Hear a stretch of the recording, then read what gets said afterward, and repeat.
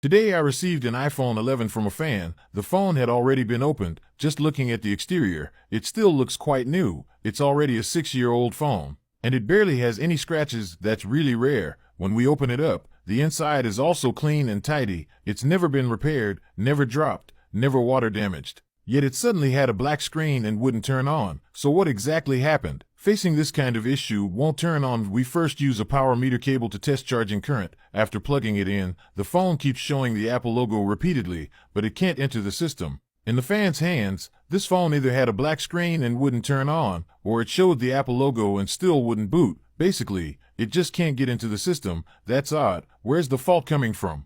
Let's keep investigating. First, we remove the screen, and don't blink that the miracle moment is coming. We heat the motherboard with a hot air gun, especially the CPU area. Give it a bit more heat. After this weird operation, we reinstall the screen, turn it on again, check if the Apple logo appears, and patiently wait. The logo didn't disappear. Wait a little longer. The phone actually booted into the system. Bro, what's going on? Did the phone just magically fix itself?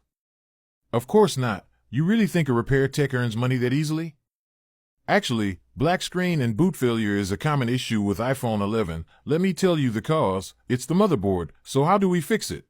There's a folk trick. Just heating it can bring it back temporarily. Sometimes it'll last several days or even weeks, but that's just a temporary fix. Eventually, the issue will return. Repairing phones isn't as easy as you think. It's not just heating and collecting payment, and the iPhone 11 motherboard is harder to disassemble. We need to remove the camera, Face ID module, and SIM tray. Only then can we take out the motherboard, carefully remove it from the frame, even though it looks new and has never been repaired. The root of the issue is right here. This kind of fault is usually caused by CPU solder joint failure, leading to black screen, Apple logo looping, random reboots, or display glitches. It's a known iPhone 11 flaw. To really fix it, we have to work on the CPU, and since the iPhone 11 has a layered board, the CPU sits between two layers, so we need to split the motherboard layers. Place it on a heating platform and apply even heat. Carefully separate the top and bottom layers. Now look, this is the lower board, and this is the upper board. The faulty CPU is on the upper board.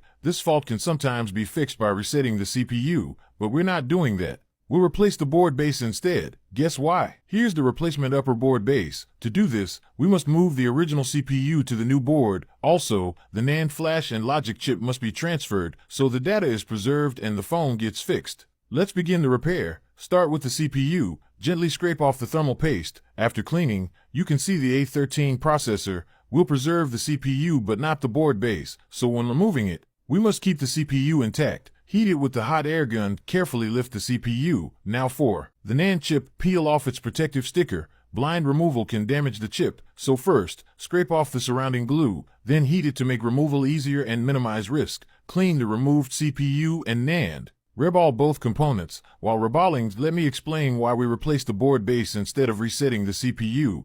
Resetting is cheaper, since it has no material cost, but price isn't the only factor. After resetting the CPU, issues often return. The repair becomes unstable. Because the board base may be damaged too, resetting CPU saves time and cost, but can result in more issues later. Now both CPU and NAND are reballed. Apply flux. Install them on the new board. Back to our topic. iPhone 11 boot issues. It's a motherboard problem. To fix it, replacing the board base is best. Advice for you: when fixing a board, no matter which part, try to do it in one go. The fewer times, the better. Makes sense, right? Resetting is cheap, but often doesn't last. Frequent repairs can make things worse and cost more in the long run, so replacing the board base up front is smarter. Just like replacing batteries, now cool the board down. CPU and NAND are installed. Don't forget the encrypted logic chip. It must be perfectly intact. If it's lost or damaged, all our work is wasted. Be very careful. Now we test the top board with the power meter. Check if boot current is normal. Watch the current. It's normal. Means the board can now boot. Boot issue is fixed. Apply BGA glue around the CPU.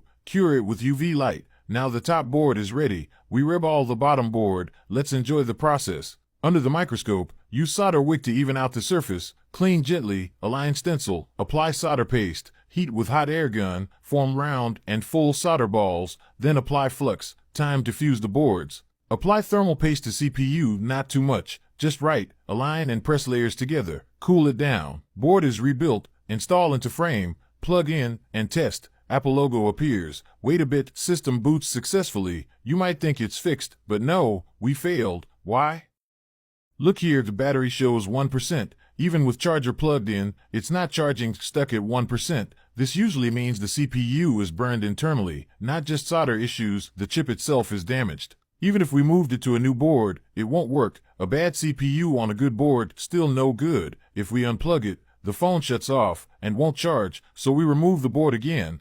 Use multimeter to test battery contact point, shows resistance over 900, that's not normal. Check the board diagram. The tested point connects through a resistor directly to the CPU. The normal reading is 331. We got over 900. That proves the CPU is fried. Sadly, internal CPU damage can't be fixed. Even after board replacement, it's unrepairable. I wonder if the fan will be disappointed. I tried resetting the CPU again, but same result. Confirmed internal CPU failure. Earlier when we heated the board, it could boot, but still showed 1% battery. I got too eager to repair it, ignored the detail, ended up wasting the whole day. Phone wasn't fixed. I won't charge the fan. Also wasted a new top board. In the end, we had to cover it with a white cloth and send it off. Not every repair ends in success, but I'll always give it my all. If you like my work, give me a follow. If you have phone problems, feel free to ask me.